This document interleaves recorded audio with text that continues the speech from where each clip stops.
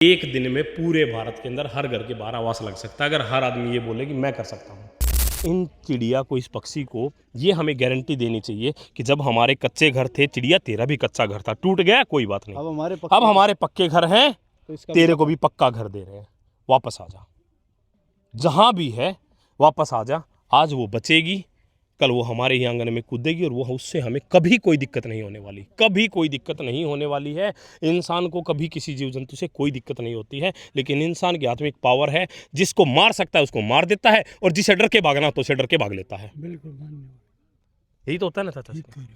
तो हमें इन चीज़ों के ऊपर बदलाव लाना पड़ेगा। और एक और चीज़, मैं आज गाँव में आया हूँ, तो मेरे गाँव के हम सब लोग लगभग किसान हैं और खेती बाड़ी से जुड़े हुए हैं। एक और चीज़ मैं मैसेज देना चाहता हूँ ज़रूर इस गांव में, और मेरी रिक्वेस्ट है कि इस मैसेज को ना पॉजिटिव लेना, नेगेटिव मत लेना। पॉजिटिव ये है कि मैसेज मेरा ये है कि जब हम अपने खेत में अपनी फसल काट के घर आ जाते हैं अपनी फसल को लेके, उसके बाद जो बचे हुए अवशेष होते हैं उनको जलाया ना करो। उसका रीज़न ये नहीं है कि पॉल्यूशन करते हैं, पॉल्यूशन फैक्ट्रियाँ करती हैं, ये पुराने उदाहरण हो चुके हैं।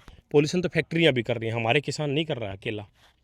नज़ारा वो देखो कि जब आप उसके अंदर आग लगा देते हो, ऐसे बहुत सारे जीव जंतु हैं जो ज़मीन पे रेंग के चलते हैं, वो कैसी मौत मरते होंगे, वो भाग भाग के मरते होंगे, भागते होंगे बस परिवार को छोड़ के कि भागो भागो भागो। और ऐसे बहुत सारे जीव जंतु हैं जो ज़मीन पे रहते हैं।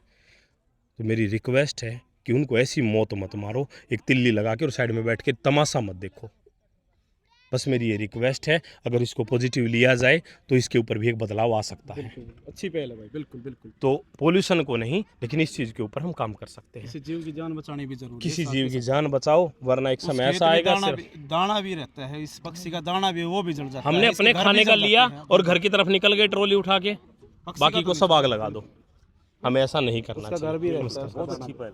तो ये भी चीज़ों के ऊपर हमें काम करना चाहिए। ये डॉक्टर कुलदीप जी है, ये भी इन चीज़ों में काफ़ी आगे रहते हैं।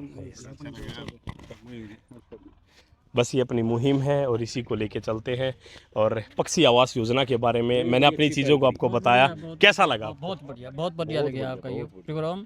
कैसा लगा? बहुत अच्छा लगा। ऐसी पहल पूरे हरियाणा में चल जाएगी तो पूरी लहर आ जाएगी। देखो, अगर मैं अकेला करने निकलूंगा तो मेरी कई जन्म लग जाएंगे।